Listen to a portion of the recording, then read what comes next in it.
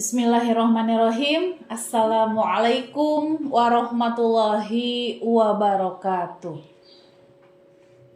Alhamdulillahirabbil alamin wa bihi nasta'inu umuri dunya waddin wa ala alihi wa sahbihi ajmain amma ba'd. Rabbi shrah li sadri wa yassir li amri wahlul 'uqdatam min lisani yafqahu qawli. Ilahi anta maksudi waridhoka matlubi a'tini mahabbah wa ma'rifah.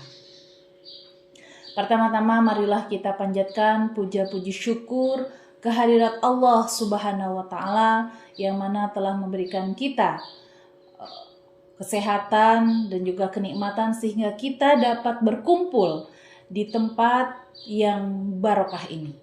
Salawat berserta salam kita haturkan kepada Habibana wa Nabiyana Muhammad sallallahu alaihi wasallam, kepada para keluarganya, kepada para sahabatnya, kepada tabi wa tabi'in, kepada para aulia Allah, dan semoga kita semua mendapatkan syafaatul ujma di yaumil akhir. Amin amin ya rabbal alamin.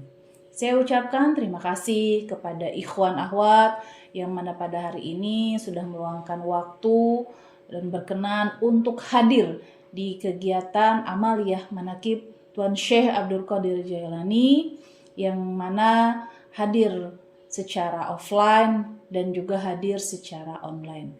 Jazakallah khairan katsiran, semoga kita istiqomah dalam menjalankannya.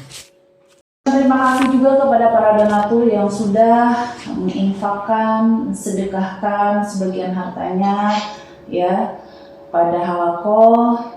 Saya doakan, kami doakan semoga semakin berkah rezekinya dan Allah lipat gandakan rezekinya. Amin amin ya rabbal alamin. Tidak lupa saya juga mengucapkan terima kasih kepada para petugas yang mana pada hari ini sudah meluangkan waktu dan tenaganya ya untuk menjadi petugas. Lain sekali hari ini karena yang menjadi MC itu Pak Dindin ya. Saya tadi sempat heran juga, ini Pak Dindin bagian MC. Emang MC hari ini sebenarnya siapa? Biasanya itu perempuan. Ada perubahan Pak Dindin? Istrinya. Oh, tadi ada halangan kah? Ibu Hima? Iya. Ya, tapi terima kasih ya. Alhamdulillah. Petugas hari ini jazakallahu khairan katsiran, semoga Allah membalasnya dengan pahala kebaikan. Amin amin ya rabbal alamin.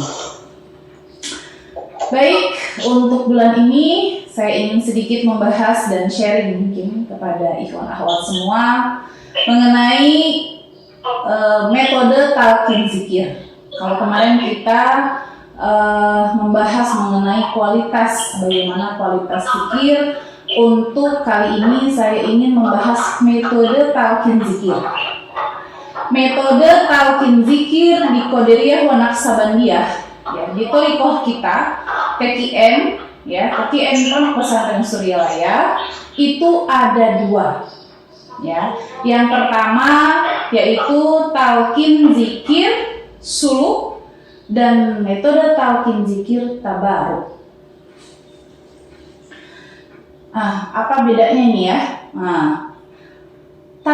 Metode talqin zikir ya di thariqah kita itu sebenarnya didasari khusus untuk suluk. Sebenarnya thariqah ini didasari untuk suluk atau salik ya, salik ke suluk ya. Jadi metode talqin kita itu ya pertama, yang kita dapatkan itu adalah talqin zikir tabaruk. Adakah perbedaannya talqin zikir suluk dan tabaruk? Kalau talqin zikir tabaruk, guru musik memberikan talqin zikir tabaruk itu kepada kepada yang umum, kepada yang pemula. Ya, sedangkan talqin zikir untuk suluk ya atau kepada salik, ini metode talqin zikirnya secara khos. Nah, baik di sini mungkin Bunda akan sedikit menjelaskan. Di dalam kitab Miftahus Sudur dijelaskan bahwa pada dasarnya thariqah itu kan hanya kepada suluk yang mana dibina oleh mursyid, ya, dibina oleh mursyid untuk menjadi calon-calon penerus, ya, calon-calon penerus sebagai wali, calon-calon penerus generasi selanjutnya untuk membimbing umat. Nah, itu talqin zikir, metode talqin zikir untuk suluk, ya, dengan tujuan untuk dibina langsung oleh mursyid untuk menjadi generasi selanjutnya. Kemudian untuk tabaruk, nah untuk kita termasuknya masuk ke metode talqin zikir tabaruk untuk umum, ya, yang mana ini ada kebijakan, ya. Dan jadi di dalam kitab Jamiatul Sufi Al-Aulia itu di zamannya Ja'far As-Shadiq sudah ada kesepakatan, ya, kesepakatan bahwa, ya, Bunda mohon maaf, tahiyantinya belum di-mute, Bunda, jadi suaranya bergema dua kan. Jadi pakai Mohon maaf, belum di-mute dulu. Tayanti Ya. ya. Jadi bagaimana ini dari awal lagi? Kedengar? Ya? Tadi sudah sampai mana? Untuk umum. Talqin yang buat kita, Bunda. Yang buat umum. Talqin untuk kita, untuk umum. Nah, karena tadi kan dasarnya kalau talqin suluk itu khusus ya kepada salik dari gurunya, dari guru mursyid, ya, mentalqinkan kepada salik agar menjadi penerus. Kalau untuk untuk kita namanya metode talqin zikir tabaruk, yaitu dulu, ya, ini pada zaman Ja'far As-Shadiq, ya, itu masih ada keturunan dari Nabi, ya, bahwa sudah ada kesepakatan bahwa para raja, sultan, pejabat, pedagang, petani, ya, nelayan, pokoknya semua yang ahli dunia, disebut ahli dunia karena mereka masih banyak mengurusi keduniaan, itu boleh diberikan talqin zikir dengan tujuan bertabaruk, mendapatkan keberkahan, ya, mendapatkan keberkahan. Di sana terdapat perdebatan sebelum talqin zikir ini diberikan, karena kekhawatiran daripada aulia, daripada guru mursyid itu ditakutkan waktu itu tidak bisa mengamalkannya, ya, karena mungkin kesibukan yang pedagang misalnya dari pagi sampai sore itu kan fokus dagang, ya kan, mungkin tidak bisa mengamalkan. Kita merasa sendiri ya, biasanya kalau sudah sibuk itu tiga ya, kadang mungkin lupa ya.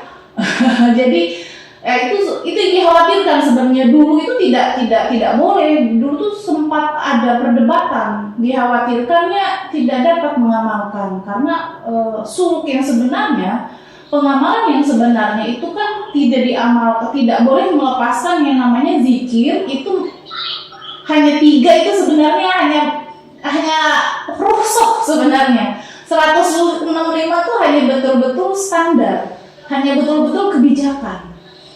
Ya, jadi apabila perbedaan suluk dengan tabaruk, ya, zikirnya, ya, itu kalau misalnya tabaruk, kita zikir diberikan kebijakan itu hanya 3 dan sampai 165, betul. Tapi kalau mereka itu 500, satu kali setelah sholat itu 500 sampai satu hari itu mencapai 25.000. Kalau 5 kali sholat kan 25.000. Itu untuk suluk, dan itu harus terus kontinu. Ketika berkhataman, kita khataman kan hanya 3, itu bisa 3 ya, 11 mungkin kan. Allahumma qadil hajat 3 kali kan. Itu setiap di khataman. Tapi kalau mereka tidak boleh seperti itu. Untuk suluk itu, untuk salib itu harus tidak boleh berubah. Nah, itu pembinaan dari guru mursyid untuk suluk, untuk salib. Sedangkan untuk kita ini hanya tabaruk. Kenapa? Nah, ini kebijakan itu bertujuan untuk bertabaruk dan di sini ada 4 ya. Ada 4 tujuan talqin zikir tabaruk. Yang pertama tujuannya adalah tardul ghaflah. Tardul ghaflah itu adalah mengusir kelalaian kolbu. Ya. Jadi biarkanlah katanya ya jamaah yang lain merasakan, ya kan? Biar merasakan kedekatan kita dengan Allah. Ya, walaupun hanya sebentar saja, istilahnya terbatas. Tapi itulah katanya ya untuk menjaga dari kelalaian kolbu. Ya, yang mana tujuannya supaya hatinya lembut terhadap Allah dan tidak lalai dalam mengingatnya. Yang kedua, takbiruz dzunub. Apa artinya takbiruz dzunub? Di sini dijelaskan bahwasanya arti dari takbiruz dzunub itu adalah penebusan dosa. Biasa banyak nih ya yang ke Suryalaya itu ke pemirsa Abah, ya Allah Abah, saya ingin tobat, ya kan? Saya kalau misalnya di mana di Suryalaya itu ada pondok Inabah, kenakalan anak remaja. Ya kan, itu karena apa? Karena memang salah satu dari tujuan tabaruk, yaitu takbiruz dzunub untuk penebusan dosa, untuk memberikan kesempatan kepada pendosa untuk bertobat, yaitu dengan pemirsa Abah ya itu mendirikan pondok Inabah supaya kembali kepada jalan yang benar, kembali kepada Allah. Gitu ya, penebus dosa. Jadi tujuan tabaruk kedua adalah takbiruz dzunub yang artinya penebusan dosa. Yang ketiga adalah takhallus minal balaya, yaitu menyelamatkan diri dari balai. Nah, Masya Allah kita ya, ini kan kemarin safar ya, kita juga sholat safar ya, yaitu tolak bala. Ya, banyak sekali ikhwan akhwat yang berbondong-bondong untuk meminta dijauhkan dari bala, ya, menyelamatkan diri, ya diselamatkan. Kita ingin minta keselamatan dari balai-balai ekonomi, musibah sosial, kemudian juga balai dari jeratan hutang, balai dari istri yang sedang sakit, anak yang nakal, ya. Itu salah satu tujuan dari tabaruk. Yang keempat, wajad minal anwaril makari. Jadi tujuan yang keempat itu menyelamatkan dari berbagai ragam kesusahan, ancaman yang mau dibunuh, mau dipenjara, maka larilah ke Suryalaya dan meminta ke pemirsa Abah, minta didoakan untuk diselamatkan. Nah, itu suka ada tuh datang ya, yang napi, yang dikejar-kejar debt collector, yang apa tuh pemirsa Abah, saya ingin diselamatkan. Nah, ingin diselamatkan maka dekatlah kamu dengan Allah. Talqin zikir. Banyak-banyaklah berzikir, banyak-banyaklah kamu ingat Allah, banyak-banyaklah kamu berbuat kebaikan sehingga kamu diterima taubatnya dan insya Allah Allah akan menolong. Maka dimintalah sama pemirsa Abah untuk talqin zikir. Dan apa metode talqin zikir ini? Talqin zikir ini adalah talqin zikir yang masuknya ke metode talqin zikir tabaruk. Di dalam kitab Al-Azkiyah bahwa bertabaruk itu harus punya keikhlasan. Supaya apa? Keikhlasan yang pertama, dia beribadah dan dia berzikir. Tujuannya itu akan untuk mendapatkan apa? Untuk mendapatkan anugerah, untuk mendapatkan keberkahan duniawi. Ya, sah tidak seperti itu? Insya Allah sah-sah saja, karena sudah ada doanya. Rabbana atina fi dunya hasanah. Sering kan kita berdoa seperti itu, ya? Itu adalah doa kita untuk meminta keberkahan duniawi. Keikhlasan yang kedua untuk kita bertabaruk adalah dia berzikir dan beribadah. Tujuannya apa? Tujuannya karena takut untuk mendapatkan siksa neraka dan mengharapkan surga. Apa doanya? Kita lanjutkan doa yang tadi. Rabbana atina fid dunya hasanah, minta keberkahan di dunia, wa fil akhirati hasanah wa qina azaban benar, yaitu minta keberkahan, diselamatkan di dunia dan di akhirat, dan juga dari siksa api neraka. Masya Allah, barakallah. Dan yang ketiga, yang terakhir, keikhlasan kita bertabarik yang ketiga adalah dia tidak memiliki tujuan urusan dunia, tidak juga takut akan neraka, tidak juga mengharapkan syurga, tetapi hanya ingin usul kepada Allah. Ikhlaslah. Ikhlas yang seperti ini adalah ikhlas tingkat tinggi bagi orang-orang yang sudah wusul, yang kita sebut dengan suluk, ya. Jadi tidak apa-apa kita datang ke Suryalaya masih mengadukan masalah dunia, boleh-boleh saja, tapi itu namanya tabaruk, ya. Boleh kita mengharapkan langsung pahalanya, boleh, ya kan? Tetapi maksudnya ke tabaruk, bukan suluk. Tapi berarti di Suryalaya ini ada dua, metode ini dipakai semua. Jadi di thariqah yang lain itu kadang memilih hanya salah satu. Ada saja thariqah qadiriyah yang lain, ada saya ingin mengambil metodenya untuk suluk saja. Jadi hanya terbatas bagi orang-orang yang terpilih saja, yang memang mengamalkan banyak sekali zikir-zikirnya dan wirid-wiridnya. Ada yang memang thariqah juga yang hanya tabaruk saja, ya, hanya tabaruk saja. Pokoknya ada dikir amalkan, sudah bertabaruk saja kepada mursyidnya, ikuti samina wa ata'na, ya. Ada yang mengambil thariqah seperti itu saja, sedangkan kita combine, kita punya dua-duanya, ya. Metode yang Abah ajarkan, yang Abah berikan, itu yang pertama adalah tabaruk dulu, ya, dikasih dulu talqin zikirnya, ya. Ya, coba latih dulu kamu, ya kan? 165. Nah, dia bisa meningkat lagi nih, 165. Tingkat lagi 200, ditingkatkan lagi 500, sampai dia bisa mencapai 25.000. Maka apabila ada seorang ikhwan dan akhwat yang sudah mengistiqomahkan setiap zikirnya 25.000 sehari, maka itu akan mendapat perhatian khusus dari penguasa Abah atau guru musyrik. Dia akan datang ke dalam kolbunya, mendapatkan petunjuk untuk mendapatkan zikir khusus yang akan diberikan oleh laki talqin. Yang di sana yang disebut dengan tajridul talqin, yang mana melalui mengamalkan yang melewati latifah yang 7, maka akan diberikan amalan yang namanya amalan muqarabah ahadiyah 1000. Misalnya terus ma'iyah dan juga muraqabah aqrabiyah. Setelah mengamalkan amalan itu, maka itu yang dinamakan dengan tarbiyatul khalwah atau masuk ke dalam hirqah sufiyah. Jadi di kita tuh benar-benar ada yang tabaruk, ada juga yang suluk. Kita punya betul-betul dua-duanya, kita punya metode ini, ya. Dan seringkali kita apa sih bedanya kita? Nah, kalau misalnya talqin dikirnya atau mengamalkan dikirnya masih di bawah rata-rata, makanya disebut dengan ikhwan dan akhwat.